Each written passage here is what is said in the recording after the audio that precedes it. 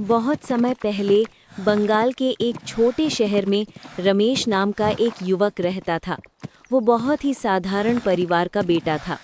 पिता छोटे किसान थे, माँ घर संभालती थी। रमेश बचपन से ही ईमानदार, मेहनती और सबकी मदद करने वाला था। गांव में जब किसी के घर में चावल खत्म हो जाता तो वो अपने घर से बांट देता। किसी की पत्नी बीमार हो जाती तो डॉक्टर बुलाकर दवा का खर्च उठाता।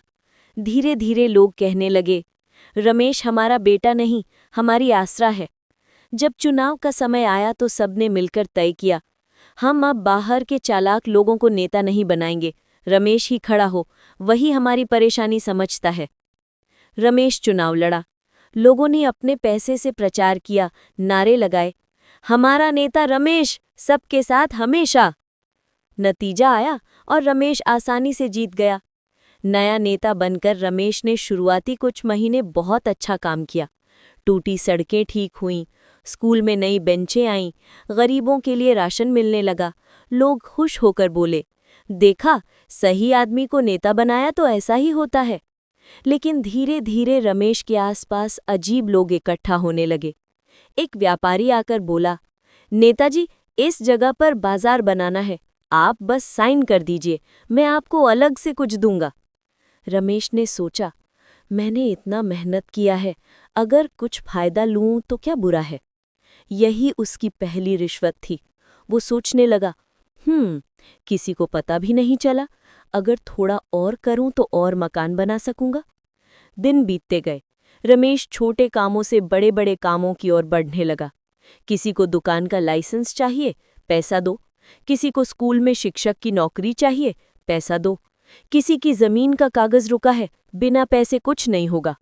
शहर में लोग कहने लगे, रमेश अब पहले जैसा नहीं रहा, जो पहले फटे कपड़े पहनकर घूमता था अब महंगी गाड़ी में चलता है। रमेश ने गांव में बड़ा महल बनाया, सोने चांदी से उसका घर भर गया। विदेशी गाड़ियां खरीदी, महंगे कपड़े मंगाए। उसके आसपास चमचों की भीड़ लग गई। अगर कोई हिम्मत करके कह देता, नेताजी आप गलत रास्ते पर जा रहे हैं, तो रमेश गरज कर कहता, मैं नेता हूं, मेरे पास ताकत है, जो मैं करूंगा वही सही है।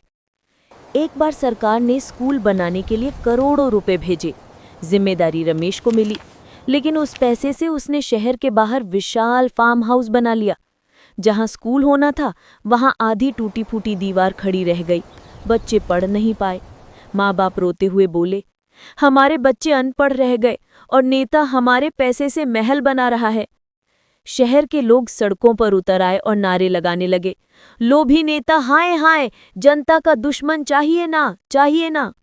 लेकिन रमेश हंसते हुए बोला, लोग तो चिल्लाएंगे ही, पर जब तक मैं सत्ता में हूं मुझे कोई छू नहीं सकता।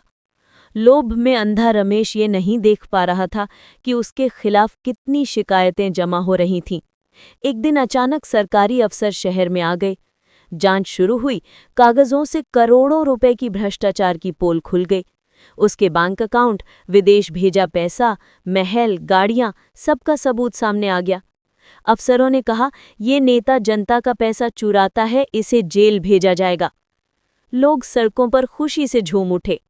जो लोग कभी उसे वोट देकर नेता बनाए थे, वे बोले, हमसे गलती हुई, लोभी आदमी कभी जनता की सेवा नहीं कर सकता।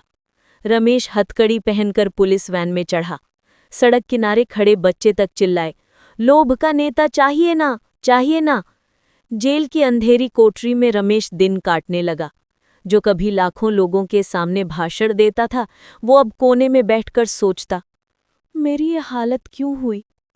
उसे अपना अतीत याद आया।